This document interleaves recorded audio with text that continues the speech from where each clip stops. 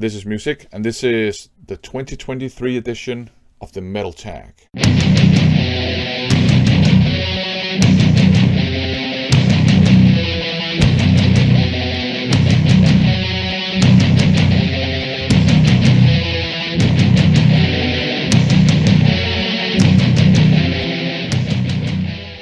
Welcome to my response to the 2023 edition of the Metal Tag. As usual, the Rock Scout has put together 20 questions for those of us in the vinyl community who like metal to have fun with. So let's just get down to business. The first question is really like a task. Show a false start album. That is an album you didn't like to begin with, but that you now love, or at least like. One such album is Merciful Fate's Melissa. The first time I heard this album, I was a kid. I had just started to get into metal. I was not ready for King Diamond's vocals, so I didn't like it at all. Many years later, a very good friend of mine and also a music collaborator who's a big fan of Merciful Fate and King Diamond played me a handful of King Diamond fronted songs, and I liked all of them. I didn't have a problem with the vocals at all. I was now ready to appreciate King Diamond, so I decided to go back and give this one another listen, and it clicked with me immediately. Okay, up next, show an album with war theme, and yeah, I went with this one here, Iron Maiden's A Matter of Life and Death. The cover artwork is obviously war themed. Most of the songs also deal with war in one way or another. I know some people don't like this cover artwork because Eddie is just up there in the corner. But I actually like, when Eddie is depicted in kind of situations with other characters and when he kind of interacts with the context around him. So, and I also think musically it's a great album. Okay, up next, who is, I guess, one of the most influential musicians to your taste in music and its development or evolution or whatever over the last 10 years? One such artist to me is Maximum the Hormone, along with a band called Vigilante. They were responsible for getting me into exploring Japanese metal and hard rock.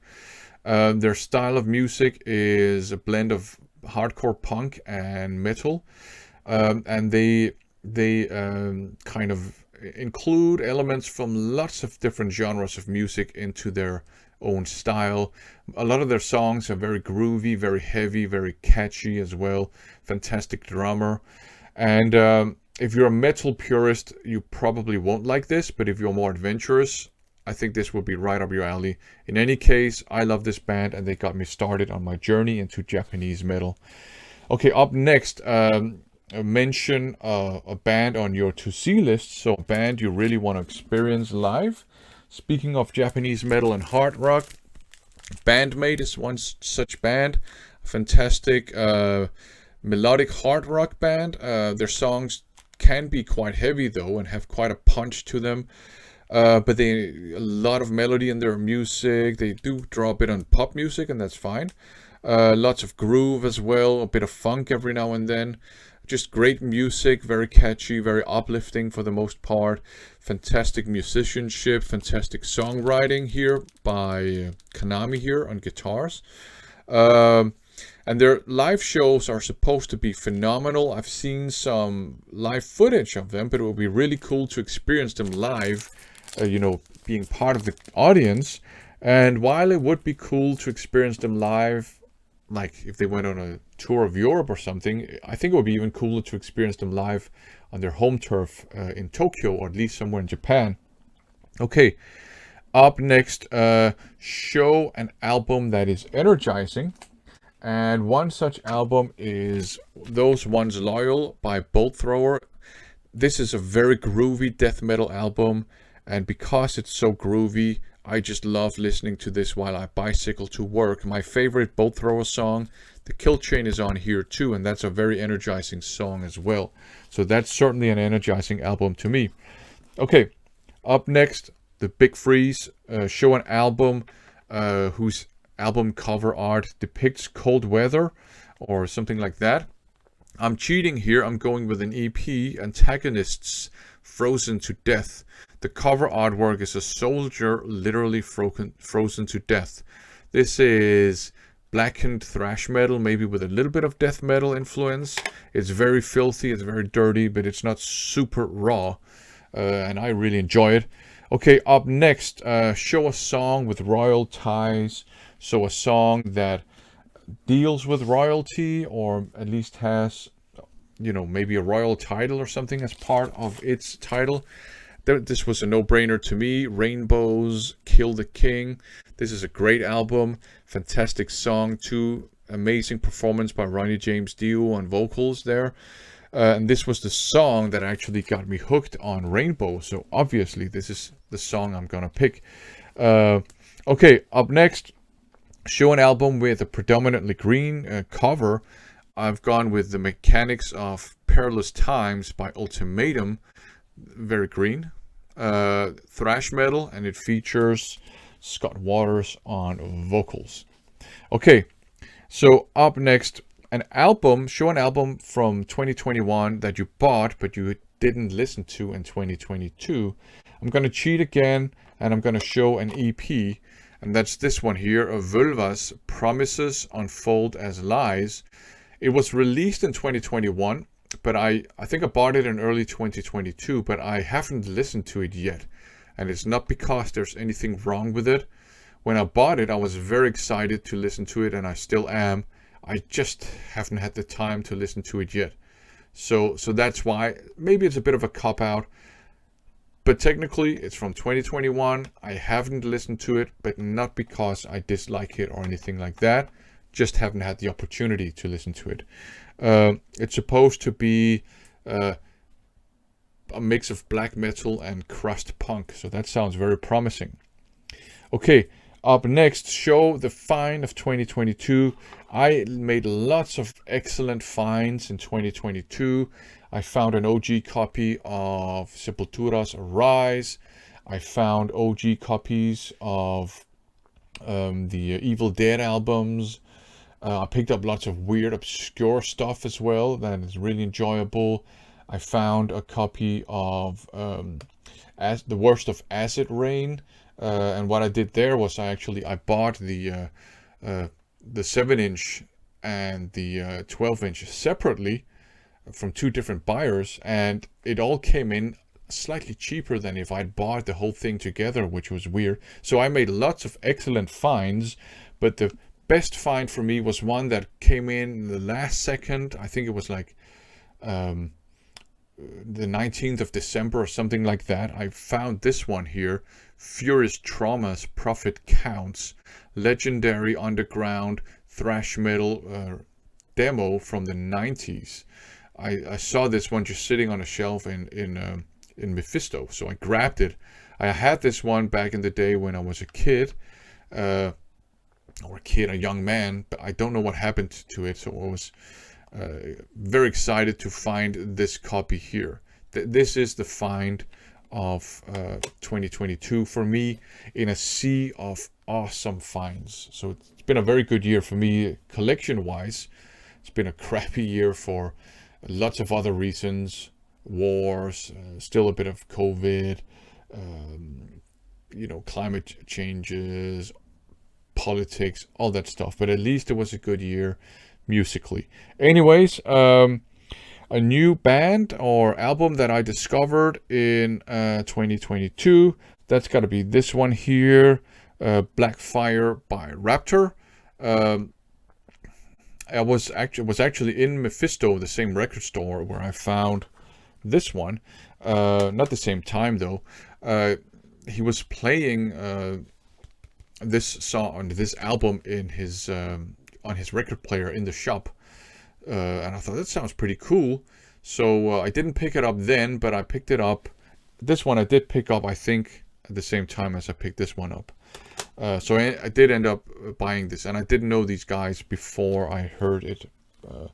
There's music played out, on this kind of stereo setup that he has in his record shop down there in Mephisto. Up next, an album sold to me on the basis of one song. Although I already knew this band, I hadn't heard this album yet, but that's Electric Elite by Riot City. A very similar story.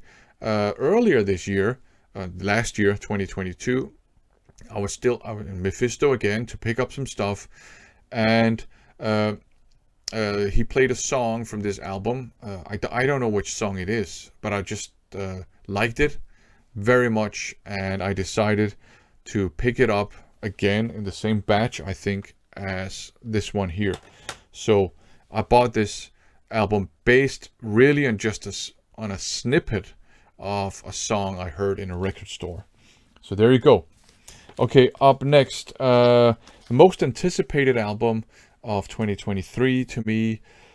Lots of good stuff is scheduled to be released in 2023. So I would say the upcoming Obituary album, the upcoming Hellripper album, and I've also heard that Testament, they got something brewing. The upcoming Onyx cassette tape, kind of a compilation of demos, released on Jawbreaker for sure. And yeah, lots of other stuff actually. But there you have some anticipated albums. Okay, the 23rd album on my shelf, that's this one here, Ball Breaker by AC/DC, which I think is a very good album for sure. The last album that has gone into my collection, let me just grab something from my inbox. Let's see here, I'm just gonna grab. So this is like a kind of a random pull thing. What's that? Oh yeah, the Best of Metal Blade. I picked up like a batch of records from Moby Disc, and that's one of those, and that's the last stuff that has arrived the most recently, and that was actually between Christmas and New Year's Eve. Okay, okay, do a random pull from your collection. Let's see.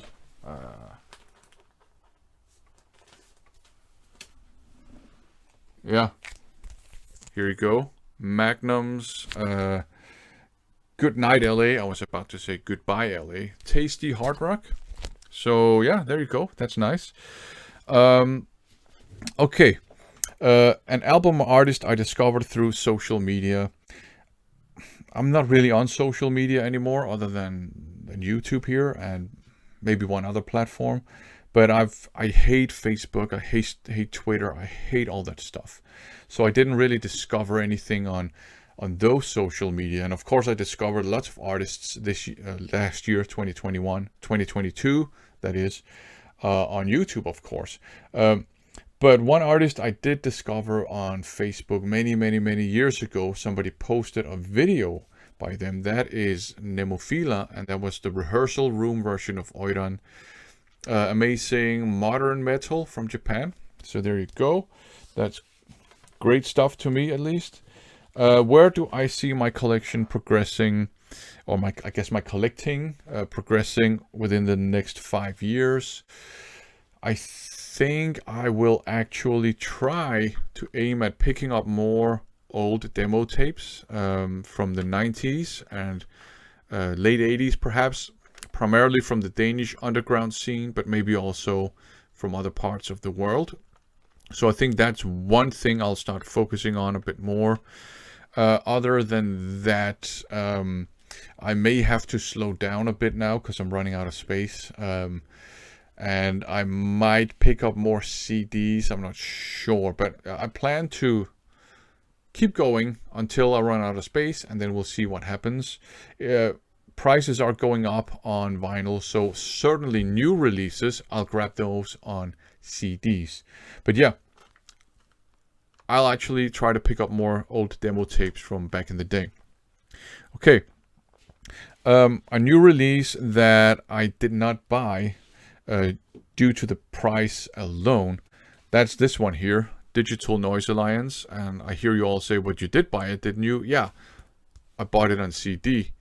I'm not going to buy the vinyl version because that one is just obscenely and unnecessarily expensive. So there you go. A song this is the last question. A song that doesn't belong on an album, so it kind of lets the album down. That's a song I have complained about before. That's from this song Force Majeure by Doro, and that's a great album. Lots of cool rock songs on here, but it opens up with a wider shade of pale, a cover version of that song. I don't have a problem with that song as such, which is a lie. I hated it when I was a kid, when it was played on the radio. So I have a problem with that song. Whatever. But it starts out with a cover version of this song, and it's a very limp and just flaccid cover version, very weak, low energy, and it's just a letdown. It's a terrible way to start out an otherwise great album, because the rest of the music on here is actually pretty good. So there you go. That was my response to the Metal Tag of 2023.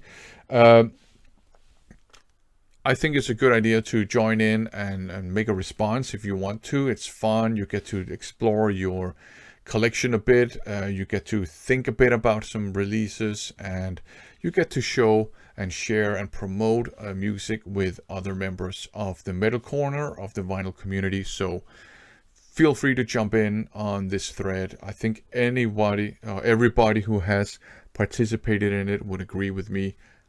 Just have fun, jump in, see what happens. Thanks for watching.